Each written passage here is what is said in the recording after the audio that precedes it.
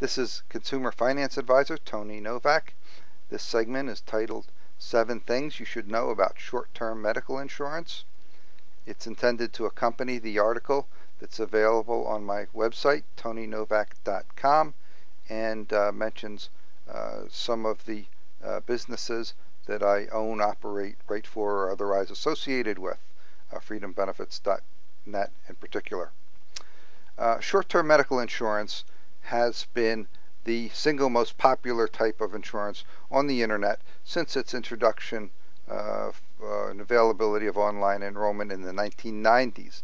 The reasons are obvious: the low price, the liberal benefits, wide availability of coverage, and easy, fast, secure enrollment procedures. These 7 things are meant to items are meant to point out things that you should know before you go online and enroll for this type of coverage. First, know the reason for the low price.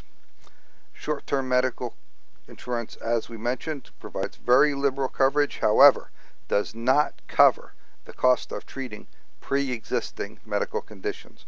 What's a pre-existing condition? It's anything that's in your medical records. It's something that you've been treated for in the past or that you've known about in the past. If you're taking a medication, that indicates a pre-existing condition. If you've been told by your doctor that you're diabetic, that's a pre-existing condition. If you're pregnant or you're pretty sure you're pregnant, that's a pre-existing condition. Short-term medical insurance is not appropriate and not available in any of those situations. The typical usage is the second item. Short-term medical insurance is typically used for people in between jobs, starting their own business, graduating from college, or moving from one location to another. It's meant to be coverage for on the go and be fast, easy, and hassle-free. These policies provide national coverage, which means that if you buy a policy in Pennsylvania, it's good in California and New York and Texas and anywhere else you may travel. There is no required network and no pre-authorization of coverage. You can go to any doctor or hospital for ordinary necessary medical care. It's treated the same. Some policies, I'll add, do provide an incentive or an advantage to use a preferred provider, doctor or hospital, but you don't have to. The fourth point is to distinguish between United States domestic coverage and international travel coverage. Short-term policies are available for each type. Do not assume that one policy covers you both inside and outside the country.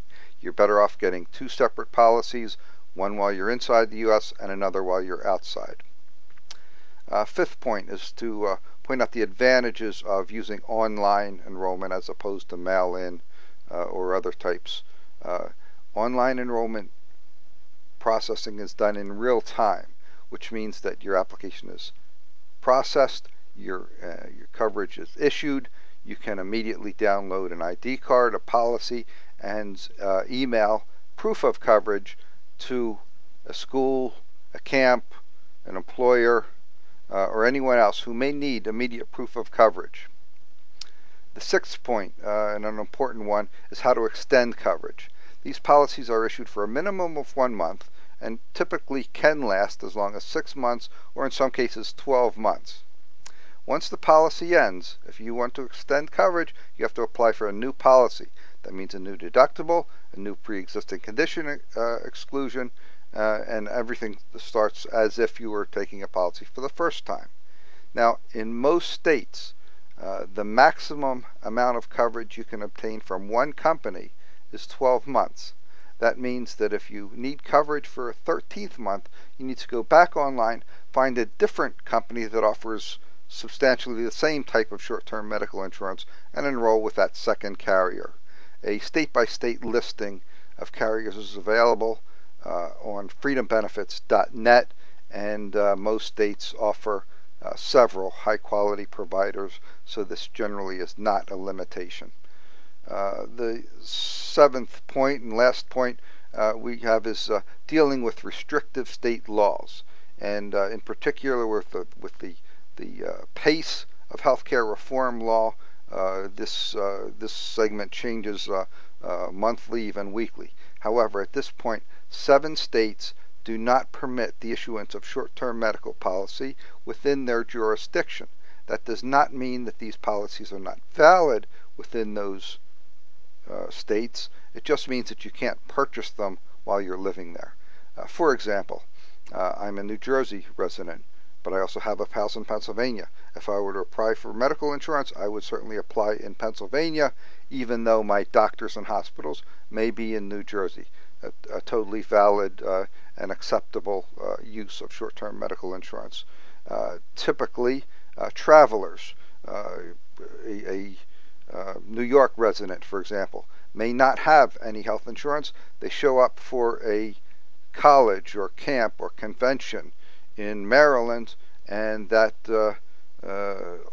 office requires proof of health insurance. You can go immediately online, obtain a short-term policy, provide that proof of coverage, and then once when returning back home to New York, the policy is valid for doctors and hospitals in the home state of New York. So that's an important distinction.